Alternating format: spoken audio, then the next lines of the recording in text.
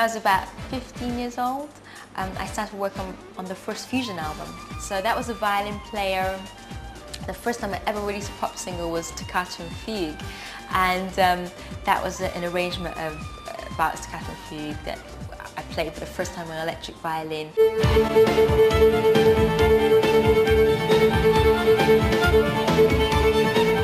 I wanted to do something new with violin. I wanted to present it as a really funky, modern instrument. At the same time, I wanted to carry on with my classical works and classical heritage and career, because I didn't want to just throw that away, because I'd started enjoying fusion music and spreading it around the world. I really wanted to continue a few classical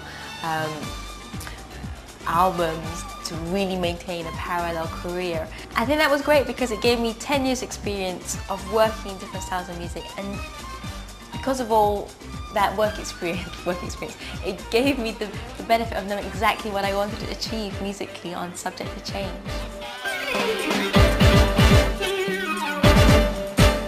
Destiny, I'll find you in my dreams. When I started working on the album, I said, okay, this album does represent a change. I want to be singing for the first time, really. I want to make music that is very much made now, for performing now.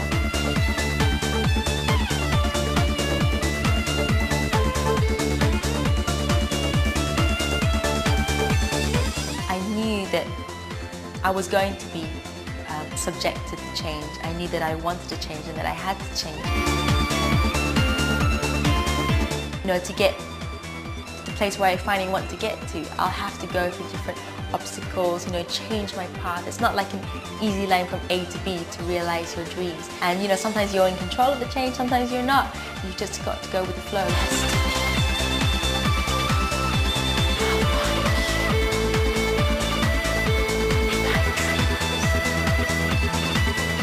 I separated from working with my mother in '99, and I decided that it was really time to have a break from that atmosphere where I'd been working with the same person in, you know, a professional atmosphere for over 10 years. I felt that I was about to go to a new place musically, which I don't think, you know, she would necessarily have understood, would have been able to follow or support me in. I think at the age of 21, I could see the strengths for going it solo and the weaknesses for staying working with my mother.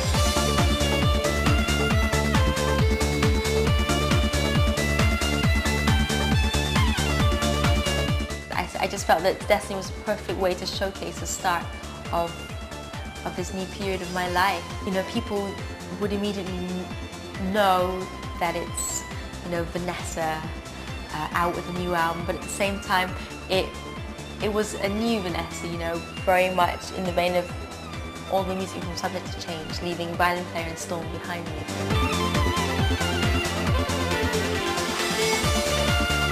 Definitely with the remix, it really opens up even more doors of appreciation.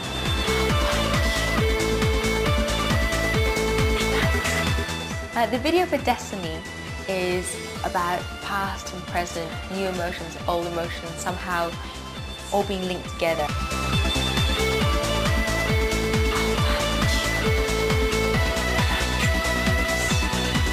We wanted to make something that would appeal to her existing audience, but also attract a new audience to both the violin and her as a performer. It's quite a strong-willed, as I said, primitive, ritualistic video. This is my current violin. It's a new electric that we had made, and it was just fun to have machine heads for the first time ever, because I used to have more traditional design peg. Generally, I use a lot my classical acoustic violin. I will still continue to do so on stage, but when I record on it too, it's fantastic for recording. But when I get out there and perform, and it's a visual medium, I really wanted to get a violin that looks as good as this.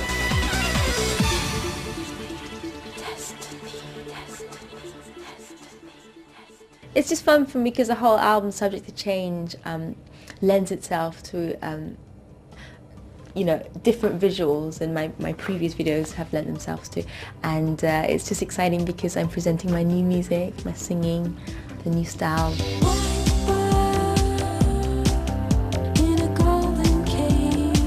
On this album I sing for one of the first time. I had also over the last few years written down a few things, and I really needed to get them out of my system, out of my chest, out of my head and onto paper, record them and be able to perform them. And I think the violin for so long has been a part of my body, been an extension of my body, and I just felt singing must be one of the most liberating things in the world.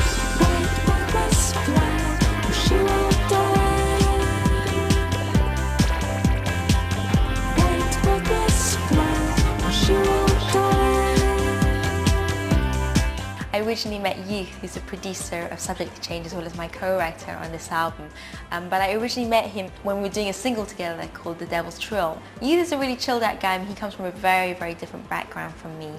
Much more, you know, he DJs sometimes, he's come from being in his own band, you know, working kind of dub and dance, and I just felt that we could really musically profit from each other.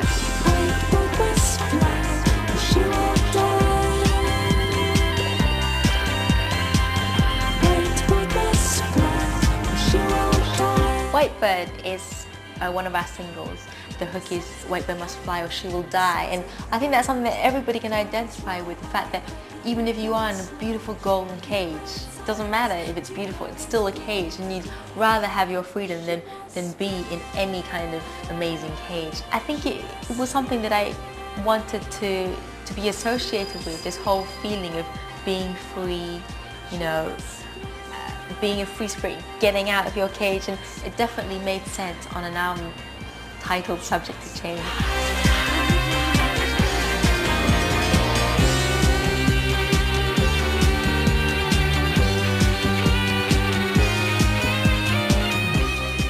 I think it breaks down barriers because the violin is used in the style that is not like a violin. The very nature of the music, the fact that I'm also singing and dealing with emotions that everybody can identify with immediately. People who hadn't heard my music before would pick up Subject to Change and hear certain songs like Laughing Buddha and, you know, Whitebird, and think, wow, you know, this is slightly different from, you know, what we've known of Vanessa for the last 7 years. It's when you say that you love me. It's when you do those things you do. It's when I know you really need me. It's when I know I love you. With this experience, it gives me the confidence to know what I want for the next album, what I want for the future. And you know, I've always been somebody who's quite capricious even with my ideas, but more and more so somebody who also knows what I want to do. And Subject to Change definitely achieved, for me at least, what I wanted to do in this time of my life for this album.